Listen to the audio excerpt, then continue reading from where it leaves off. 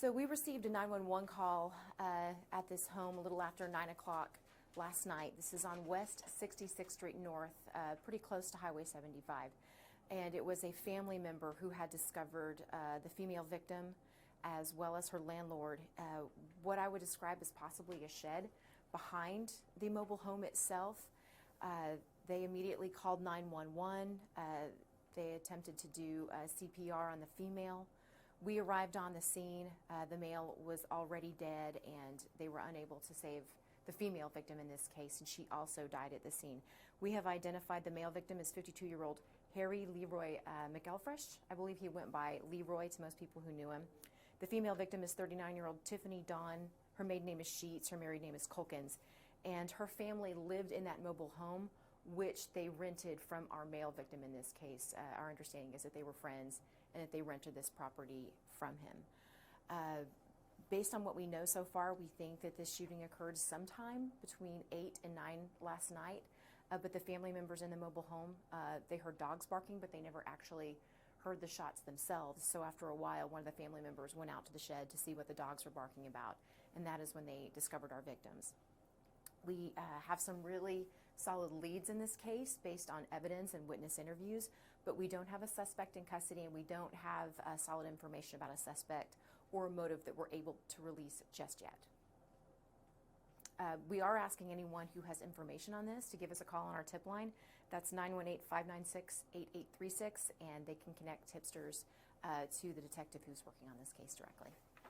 And have you already started interviewing witnesses and the person who found the two victims at this time?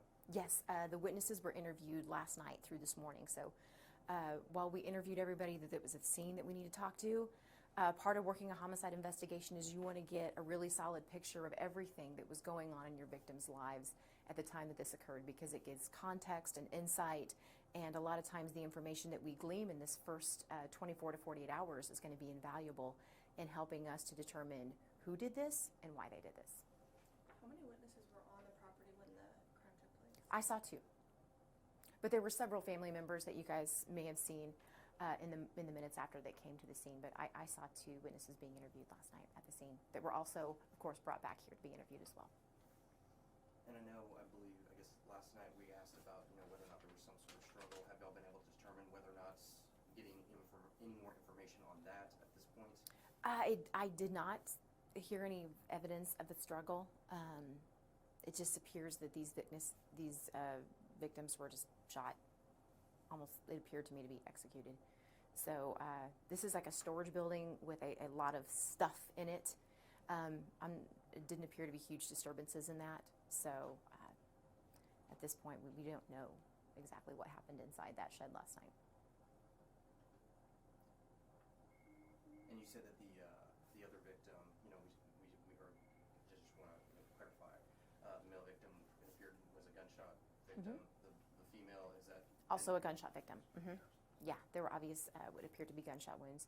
The ME has thus far removed, I think, the male victim. I think the female will be next. And while sometimes it's obvious that there's gunshot injuries to a victim, sometimes when the ME gets in there and takes a better look, sometimes there are other injuries also involved. So that's why we don't want to determine the cause of death. We leave that up to the ME's office. Does the evidence show that there might be like a targeted attack and got out?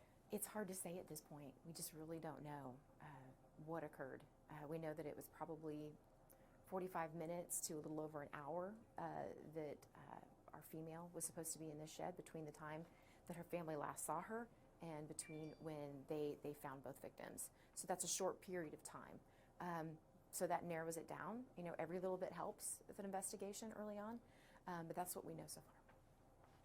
Now, we saw that investigators have been out there since basically 9 o'clock last night. It's 10 o'clock right now. They've been out there for a long time. Do you know about how much longer, that area could be taped off? I don't, because there's a lot of items in this little shed area behind. They want to make sure to be very careful with the forensic evidence, with any electronic evidence. So OSBI is assisting us on that front because they're experts in their field at collecting evidence. So they'll be out there until they get it right, because you can't get a second chance to go back there and make sure that you do everything correctly in terms of gathering evidence. So it's a slow process, but it needs to be done very meticulously, and that's what they're doing. Is there any speculation that these murders could be connected to this mysterious murder of the woman last year on 61st and MLK? I've not heard that. Mm-mm. I mean, but who knows at this point, but I've not heard that rumor. I haven't actually been out there, but are the houses pretty spread apart out there? Like, It's a rural area. This particular area, like if you exit right off 66th Street North and go toward the west, it's like the first property that you come to, but the houses are fairly spread out in that area because it's the unincorporated area of Tulsa County. So yeah, typically there's a lot of land. Yeah. Any other questions? Are there any ideas of what the motive could have been? You said that no one heard a gunshot, so is there speculation that there was like silencer or anything like that? We're still in the first 24 hours, so I don't want to speculate at this point. We want to just follow the evidence and see where it leads us.